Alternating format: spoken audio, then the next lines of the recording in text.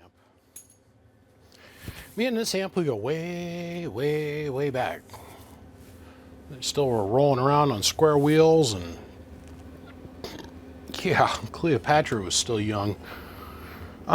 This is amp number 3002. It's a 2-pill. I built this thing for my buddy Steve Baracus, as we like to jokingly refer to him as Mr. Seaman Demon. He bought the Demon 3000, and at the time he was very much a bachelor and very much a whore. So we've lovingly joked with Steve about his handle. His actual handle is Kingpin. Let's see, if I get out my notes here, I'm on 3,910. This is quite a few amps back. I built this as a driver to his Henry. He had a desktop 2-tube 3500Z Henry, but you'll see that this attenuator's soldered in here. We had it on a switched attenuator at one point. It was so he could run his derail, at the time derail striker, that had 80 whole watts. 80 whole watts out of a striker. I know, that's jaw-dropping. There was a time where that was really jaw-dropping. Now it's really common to get 100, 125 watts out of your derail striker like nothing. But at the time, that was a big deal. So, when I was in California this last go-around a month or so ago, this is one of these deals where he saw me and he's like, "Here, take this with you. You can fix it and then set it for me." And I'm like, "Oh, goddamn, okay." Look, I kind of owe Steve. I took off and left my house, and I left my keys for my tonneau cover and my tailgate at home. So I had to call up Seaman Demon and said, "Brother, I'm going to be right over the hill. I'm going to end up being an extra day or two in California because I've got to get keys, and I like overnight keys and all that kind of crap." He's like, "Nah, don't worry about that." He drove an hour and a half up from where he lives in California, or down, I guess it'd be down south. And he showed up with his lockpick set and proceeded to go dink and open the damn thing. Now, I've got like 5 lockpick sets because, well, I drove tow truck for a lot of years, and you never know when that demon skill set might come in handy, right? So Steve is an equipment mover, and he does a lot of really cool shit, actually. And he's in the same boat. He'll show up and have to pick a lock on a piece of equipment because nobody ever remembers to leave him keys. "Yeah, the guy's coming to pick the equipment up, but you know what? I'm going to go ahead and leave, and I'm going to keep the keys on my key ring. And better have that equipment there at 4:30 in the morning so I can start on that next road." I'm telling you, it's a thing. It happens. It is what it is. So, in turn, for showing up and helping me break into my own truck, I was like, "Yes, Steve, I'll take that and I'll get rid of this for you." So, it showed up here, had one blown 16D08 in it, and its input and output tune was deplorable. I don't know. I just went through it top to bottom. And the end results are kind of cool. So let's see if we can blow this thing up or break it. We're going to use 2 different radios. First, we're going to use a derail striker, and we're going to slam that into this. And as I started this video, I realized I've got the cheap Amazon coax connectors on here. I just did a YouTube video about a 123 box that came through here that had cheap Amazon coax connectors on it. So just don't tell nobody. It's going to be a secret between you and me and the several thousand people that are going to watch this YouTube video. Just calm down. Before it leaves here, it'll have the right parts in it. That's why I didn't make a big deal about it in the last YouTube video, and I don't ever poke any fun at anybody about it because it's been known to happen. Like I said in that video, I used them in a couple builds, and I wasn't impressed with them and never used them again. So you got to change out the coax connectors yet. But while we're all here, let's jump right into the meat and the bones of it. So this is a 1,000 watt in peak, 1,000 in average, 5 watt slug in reverse back from the Bird 10,000 watt dumbing load. We're floating on 15 volts at the moment. We are going to be using the derail striker. First, let's go up here. We'll look at the 5 watt slug in reverse. Let's get that SWR bridge and frame there. 1, 1, 1, 1, 1, 1, 1, 1, 1. Okay, that's passing through the box. Now let's talk into the amp.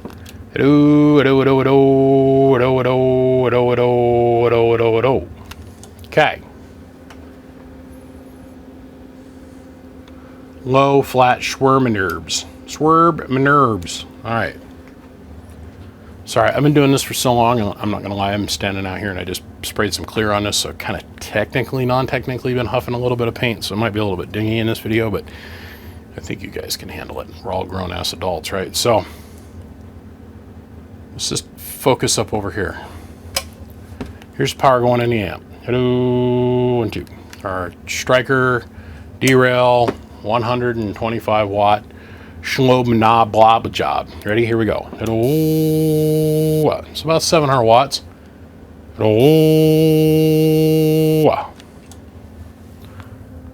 Let's go to peak for the fun of it.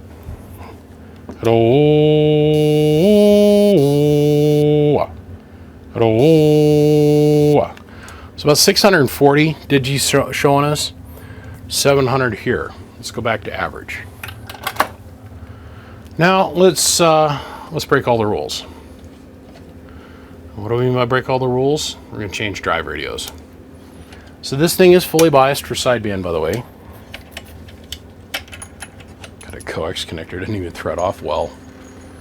Sorry, Steve, I didn't know, bro. He said he never liked this box. He only used it a couple times, he says. Well, judging on the dust that was in it, it got used a little bit more than a couple times, but so let's break all the rules. Let's go ahead and we'll shut the amp off. Let's go back over here. We're now going to jump over and we're going to use the Striker 490. This is the one I've hopped up. Still got limiters in it, so it doesn't do a lot of bird, but it makes a lot of peak power. Hello, 1, 2. So we're going to jam 200 watts in this thing. Let's turn the amp on. Almost 800 watts from where I'm standing, but where you're standing here, let's get myself in a line here. Oh yeah, 725-ish. What's the digi say? The digital meter says 720 watts, which is an awful lot out of a 2-pill. I can remember when I left the radio schnob hobby when I was about 19. I mean, the cock of the walk, the king of the street, the ego with a great big amigo was Texas Star. I mean, that's all we could get out here. You know, the Dave made X-Force, Fat Boy, all those kinds of things when I was 20 didn't even exist yet, but they were being thought about, come to find out. Where I'm getting with this is when I got back into it when I was almost 30, let's see, I spent about 10 years away from radio playing with girls and cars and guns, mostly girls. Oh, I love girls. Oh, I love girls. I love talking to them, playing with them, seeing what they taste like, everything. And I loved making them as nervous as a nun in church that was pregnant. You know what I mean? Anyhow, let's face it, I can talk. And I put some of my energy into talking to girls, and I was good at it. Needless to say, when I came back to radio, I got my hands on a Dave made 1x2. And it was like, oh, what the shit? Because when I left the game, 350 watts was max. Come back to the game, 500 please. Okay. I'll be very clear that we're rocking on 15 volts. And when we hit it that hard, the voltage inside the amplifier is definitely dipping down.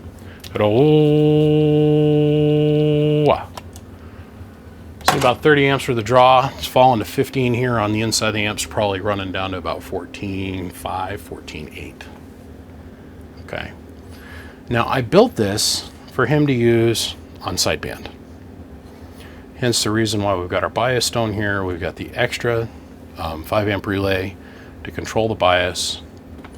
I went ahead and I upgraded this. I put a metal clad tuning capacitor in it. So I don't ever have to worry about those small parts ever going bad ever again. So let's go ahead, because the 490 does not have sideband on it. It's got FM though. Not that I've ever used it, because I never have. And the 490 is a badass radio. At least I always thought it was. It's internal construction, not the greatest in the world. But when they're running, they're actually a decent radio in my opinion. But remember, I don't know anything about working on radios. I just fix amps. So let's go over here. Let's flip up this switch for the sideband delays. Sideband delays up, power's on. Put this thing in lower sideband. Let's see, what are we putting in this for drive? So now we're back on the Striker 955.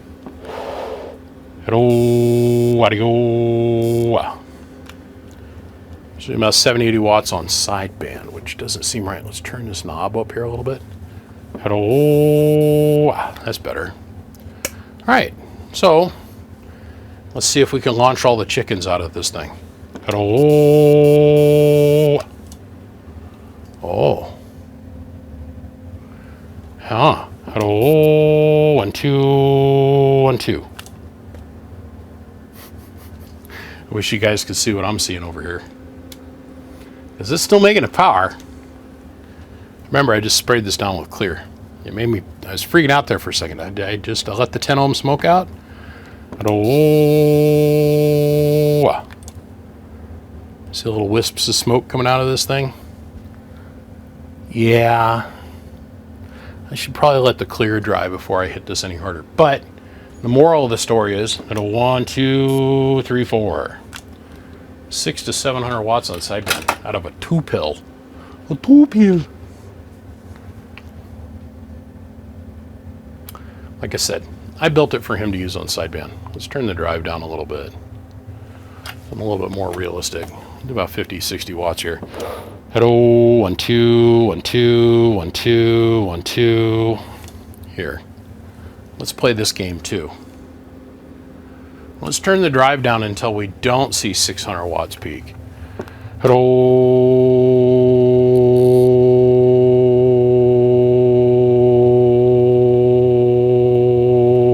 Okay. See now what we're putting into it for drive. 90 watts. Nice.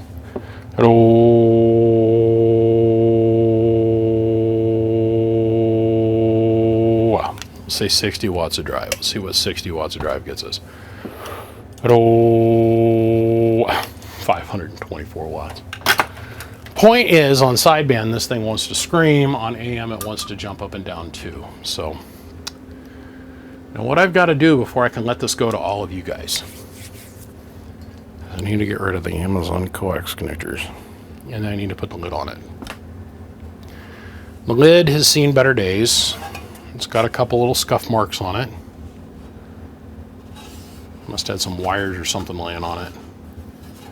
It's got a couple scuffs on it, but the front of the amp looks perfectly good.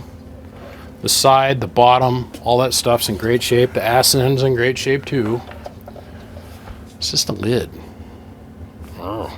But we're selling it as is, and we're putting a reasonable price on it. This is HG 16 DO8s. Man, this thing's running like a scalded ape. So, all right, let me go dig in the box.